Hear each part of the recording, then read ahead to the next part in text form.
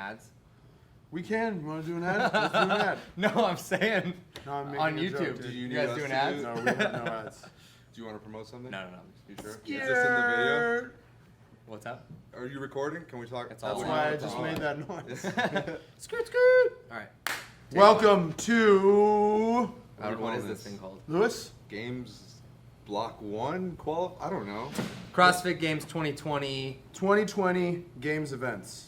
There we go. Cool. That's a good It's called- original what title. A great title. All right, guys. So we've put out a little bit of content giving people a brief explanation on what we're doing this weekend. And one of our very good friends, Christian Lucero,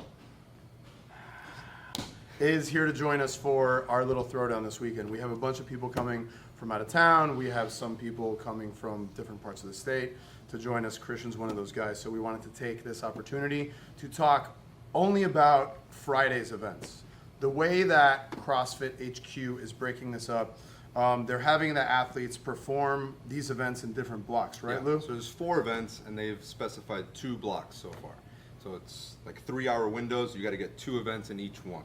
So the goal here at the gym, like we've communicated to you guys a few times, is we are going to try to provide the same experience for these guys as the top 30 games athletes this year are doing as well. The reason why we think that's important is these guys are extremely competitive. We had 9 games athletes qualified from our program for the first time, most of them being national champions.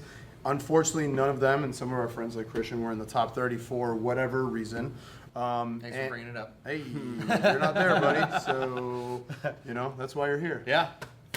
Yeah, with the big guys. With the power lifters.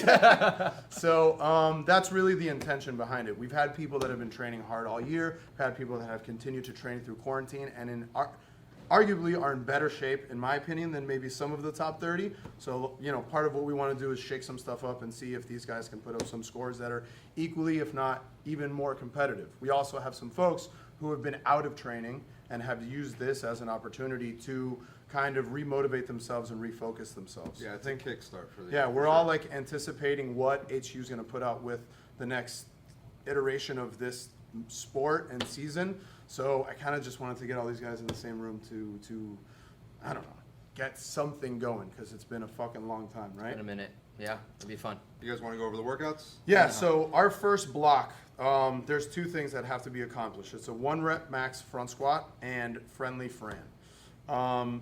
In your opinion, what would you do first?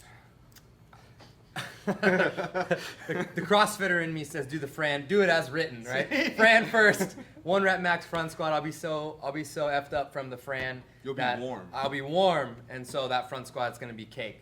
But if you're looking at this objectively, obviously you're gonna want to do that front squat first. The front squat is going to give you you're gonna want the most juice in you for that front squat. If you do, what is this? 65, whatever, 64, 63, I'm not good at math. Thrusters, 60 some thrusters before your 1 rep max front squat. Yeah, you're gonna feel warm. Yeah, you're gonna feel jazzed up. You're not gonna care how your joints feel. But at the end of the day, you're not gonna be able to push the load you would be able to if you did that first. So Yeah. start with the one. There's a reason why elite weightlifters and elite strength sports don't do Fran before they do their 1 rep maxes in a competition. It's because it doesn't work. It doesn't give you the best number that you're gonna get. Some of them don't want to walk Yeah. too much before. Yes.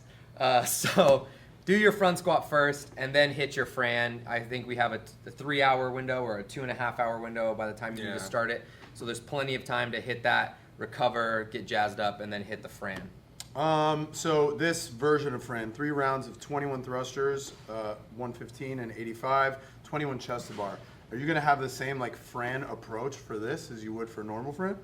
I think you need to, seeing this, you're gonna be like, oh shoot, I need to take this a little bit differently, but I think that would be a mistake. I think you have to take this as you would a normal Fran just because those times are gonna be super competitive. The difference between first and probably 15th is going to be probably within seconds, yeah, for sure. 4 or 5 seconds maybe. And so if you don't take this like a normal Fran, you're going to be paying for it later in the scoreboard. So I think you have to take this like you would the first set of Fran, take that second round like you would take the second round of Fran, and then hold on fucking tight. Yeah. What's going to be really interesting to look at, in my opinion, is this is a workout where you do have to be perfect. to Yep. have like a top 3, top 5. Transitions, Yeah, so all of it, yes, yeah. so the wrong drop of the bar, a weird transition, chalking at the wrong time, pacing unnecessarily, Playing et with your cetera, grips, et whatever cetera, it whatever is. it's gonna Those be. are the mistakes, Yeah. and those are the things that are going to separate. So that's going to someone be the from- seconds we're talking about, for Correct. sure. It's going to be a couple seconds between the top 20, and it'll be over some stupid shit like that. Yeah, so I think each workout presents something different, and that's definitely the theme This behind one's this like one. trust your fitness. Like Yeah. you know how to thrust or you know how to chest to bar. Yeah. You know what that's gonna feel like. It's gonna feel like what it feels like. Stopping and dropping the bar isn't gonna make it feel better. Breaking up your pull-ups isn't gonna make it feel better. It's just one of those things you gotta trust your fitness and just send it. You have an idea for a time on that? Something you're shooting for? Fran. Sub 2? no, no way. No, it's more reps, it's not the same. I know. We know you're not good at math, but that's more repetition. That's more reps. So I would say, fuck, I don't know. I don't have a number. Just do it like you would do Fran. Hit the 21 unbroken. Hit the 21 unbroken.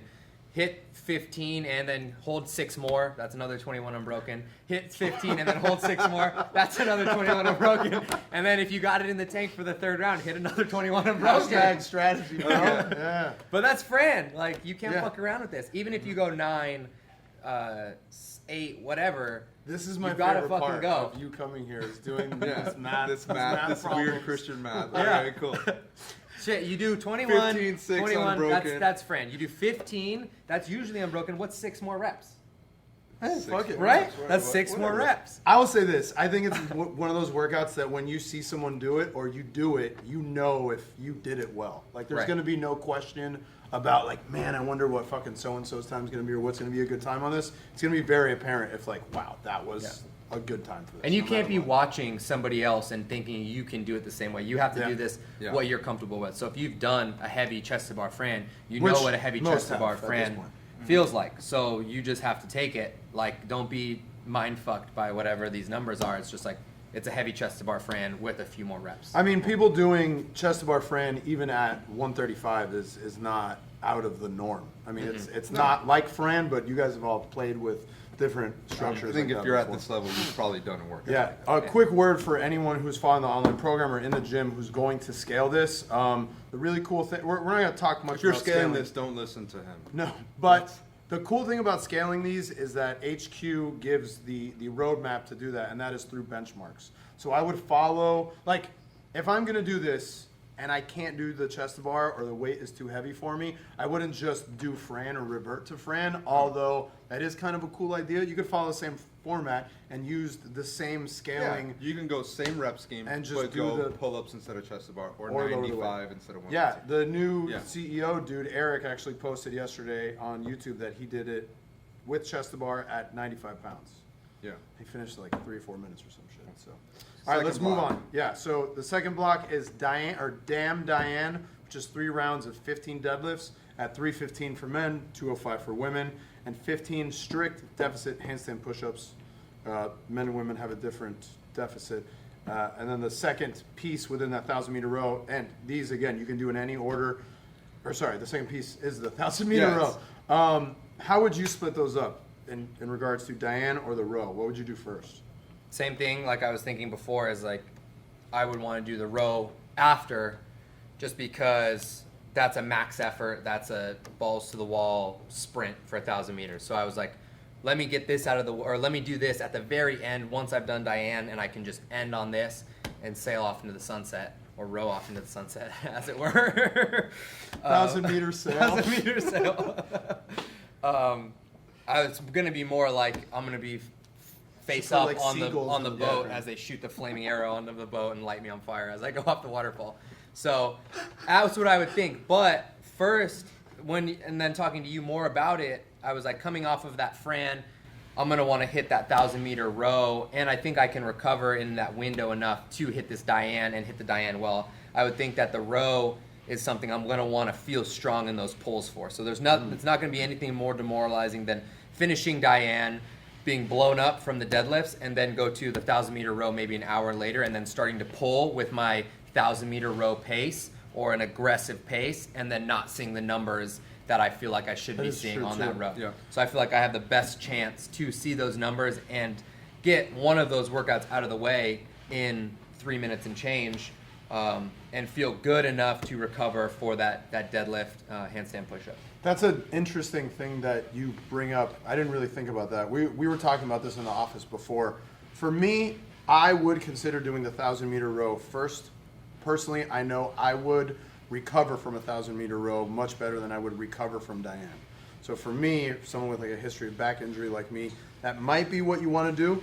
I think the answer to this for everyone is individualized, and it's based on your ability to recover from one versus the other. Yeah. There are people who will pull, like Sam, for example, will potentially pull a world record on the 1,000-meter, maybe, and she will probably not recover from that, right? So I think Right. it's about your ability to recover. Something that Christian says is super interesting is any athlete on this level should have their dialed-in pace for a 1,000-meter PR attempt. You know exactly what your split is going to be and what your target is.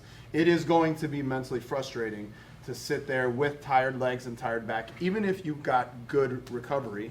Yeah. You don't know what your fatigued 1,000-meter row pace is going to be. So that's actually something very interesting to consider, is it's not going to be that. Sure. There's like a mental aspect to this too. Like for some people, that Diane workout with the strict deficit handstand push-ups is going to be slow, really slow.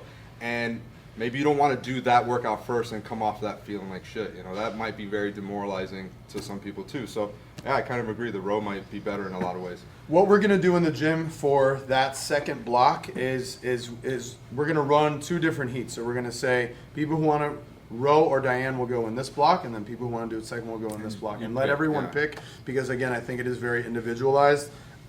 You guys hear me talk about the spine all the time. I'm very sensitive to that topic, and I think this is one that I wouldn't wanna like dictate what an athlete should do based on my own opinion. I think it should be very individualized for this.